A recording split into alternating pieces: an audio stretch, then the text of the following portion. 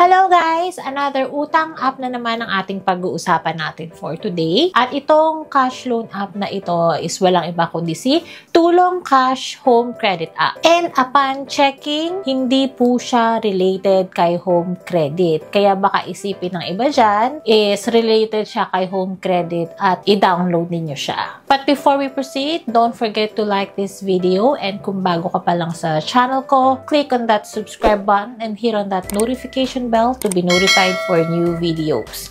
You can also follow me on Facebook and Instagram. And if you want to know more about this cash loan app na sinasabi ko sa inyo, just watch this video until the end.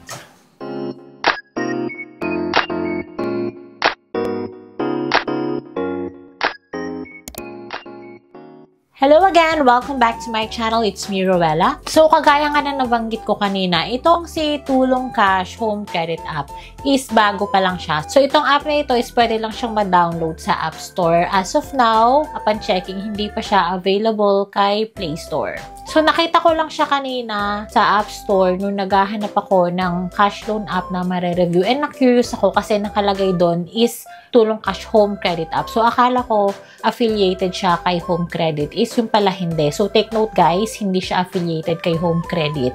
Kaya, before ninyo i-download itong app na ito, i-check na muna natin kung ano nga bang meron dito kay Tulong Cash Home Credit App. So, itong loan app na ito is owned by AdCaf Lending Corporation. And, nakasanayan ko na rin na every time na magre-review ako ng cash loan app is chine-check ko muna if registered yung company na yun or lending company na yun kay SEC. So, upon checking, registered naman siya. So, legit siya. Pero, hindi porket registered ang isang online lending app sa SEC is okay na sa kanilang mag-apply ng loan. Alam naman natin na mahirap makahanap ng isang online lending app or ng cash loan app na mayroong mababang interest at mahaba ang payment terms. Kaya ipapakita ko sa inyo kung okay nga ba talagang mag-apply ng loan dito kay Tulong Cash Home Credit App. So, dito daw nga pala kay Tulong Cash Home Credit App is pwede kayong makahiram ng up to 65,000 pesos. With one valid ID, mataas daw ang chance ninyo na ma-approve ang loan ninyo. Pero, syempre, sa mga first-timers, alam naman natin na hindi agad-agad 65,000 ang mahihiram natin. So, the most is around siguro mga 2,000 or 3,000. So, first off, i-download lang natin si Tulong Cash Home Credit App sa App Store. Once na-download ninyo, pag open ninyo pa lang kay Tulong Cash Home Credit App is ito na ang makikita ninyo. A professional platform, sabi, full encryption of information to protect your user privacy. So, ibig sabihin, lahat ng information na ilalagay ninyo is encrypted daw. And second is easy to operate. So, you can apply online with your identity information without the need of face-to-face communication. So, yung app daw nila is safe and reliable. So, online application is simple and convenient. So, dito makikita nga ninyo, maximum loan amount nga daw is up to 65,000. Tapos, ang loan term nila is 300 days and for as low as 0.02% per day daw ang interest nila. So, 3 steps lang daw ang loan application nila. If you fill out nyo lang yung information na hinihingi sa inyo, tapos i-review nila yung application nyo. And then, once na-approve yung application ninyo, marireceive ninyo kaagad yung pera sa e-wallet nyo or sa bank. Once na-download nyo si Tulong Cash Home Credit App, yung first step is syempre, i-enter ninyo yung cellphone number ninyo. And after ninyo ma-enter yung cellphone number ninyo, may marireceive kayo na OTP sa registered cellphone number ninyo. So, after ng registration ko, ito na yung pwede kong ma-loan.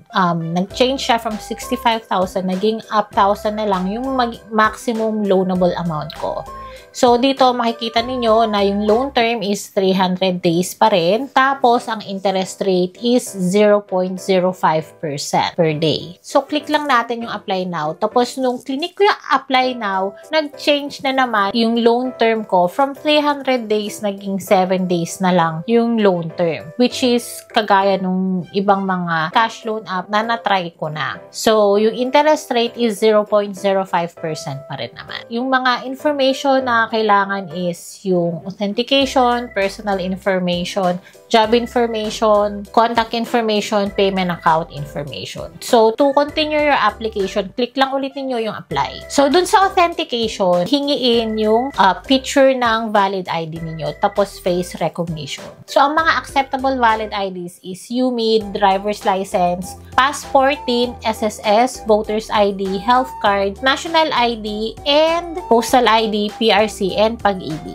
So, mamimili lang kayo dyan kung anong ID ang ipapasa ninyo. So, after ninyong mag-take ng selfie, ang next step naman, ibibigay na ninyo ang personal information ninyo. So, sa personal information, the usual naman ang mga hinihingi nila: gender, education, marital status, number of children, loan purpose, email address, home phone number, at address ninyo. Tapos, after ninyo maibigay yung personal information ninyo, click nyo lang yung next. Ang next naman na information na hinihingi is about sa job information ninyo. So, ilalagay nyo lang doon yung profession ninyo, work experience, monthly income, salary type, salary day, job type, company name, at company address. After ninyong maibigay yung work information ninyo, ang next naman na information na hihingin nila is about your contacts. So, dito sa contact information, 5 contact information ang kailangan ninyong ibigay. Dito sa contact information, make sure na yung mga taong ilalagay ninyo dito is aware sila na nilagay ninyo sila or inilista ninyo sila as your emergency contact. Kasi, minsan, itong mga online loan apps na to or itong mga cash loan apps na ito is tinatawagan nila yung emergency contact ninyo.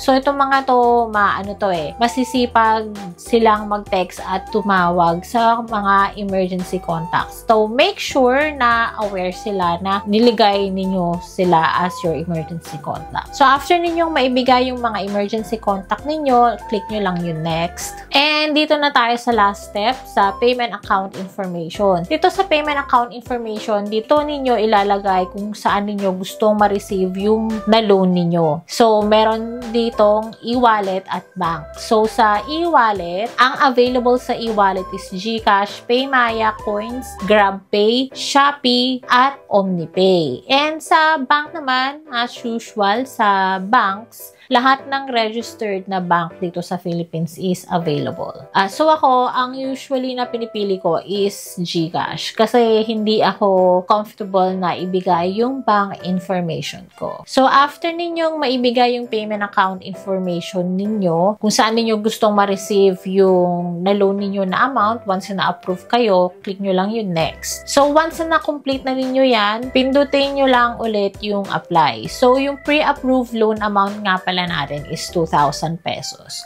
So, kagaya nga ng sinabi ko kanina, hindi naman agad-agad na mataas yung ibibigay nila, i-approve nila sa atin na loan. So, 2,000 yung pre-approve amount natin. So, click lang natin yung apply. So, dito makikita natin yung dispersal amount na marireceive na lang natin is 1,200. So, biruin nyo, sa 2,000 na ni-loan, 1,200 na lang yung marireceive ko. Kasi makikita natin dito, yung processing fee is 667 pesos, which is sobrang laki. Total interest niya for 7 days is 13 pesos and meron pang risk control service fee na 120 pesos. So, dito pa lang makikita ninyo na 800 pesos yung total na nabawas dun sa niloan na amount ko. And yung payment due date nito is after 7 days. So, sa 2,000 pesos na hihiramin mo, 1,200 na lang yung marireceive mo na amount. Which is, parang lugi para sa akin. Kasi, grabe ang laki nung processing fee nila na 667 pesos. Tapos, meron pang risk control service fee na 120 pesos. Oo nga, mababa nga yung interest nila na 13 pesos for the 7 days, which is ibinawi naman nila sa processing fee. Kaya ako, pag ganitong maliit yung amount na marireceive ko, hindi ko na itinutuloy yung loan ko kasi alam ko sa sarili ko na lugi ako. Kaya yung mga ganitong klaseng online maraming cash loan apps, hindi ko nire-recommend kasi ang laki ng ibinabawas nila sa marireceive ninyo na loan amount. Parang lugi naman, tapos 7 days lang yung loan term ninyo, which is parang ang hirap, no? Kaya ka nga nag-apply ng loan sa kanila kasi kailangan mo ng cash. Pero nasa sa inyo pa rin kung itutuloy ninyo yung pag-a-apply ninyo ng loan dito kay Tulong Cash Home Credit App. Pero ako, hindi ko itutuloy kasi nga sobrang laki ng ibabawas nila doon sa ni-loan ko. Pero this is just my opinion. Nasa sa inyo pa rin kung itutuloy ninyo yung pag-a-apply ninyo ng loan dito kay Tulong Cash Home Credit App. And sana nakatulong sa inyo itong video na ito sa pagde-decide ninyo kung mag-a-apply kayo ng loan dito sa cash loan app na ito. And para sa mga nakapag-loan na sa app na ito, you can share your experience by commenting down below para mabasa ng ibang viewers natin and para magkaroon din sila ng idea kung mag-a-apply sila ng loan dito kay Tulong Cash Home Credit App. And if you have questions or suggestions kung anong online app ang gusto ninyong i-review ko, mag-comment lang kayo. But before we end, don't forget to like this video, and kung bago ka pa lang sa channel ko, just click on the subscribe button and hit on that notification bell to be notified for new videos. You can also follow me on Facebook and Instagram. Thank you guys. See you in my next video. Bye!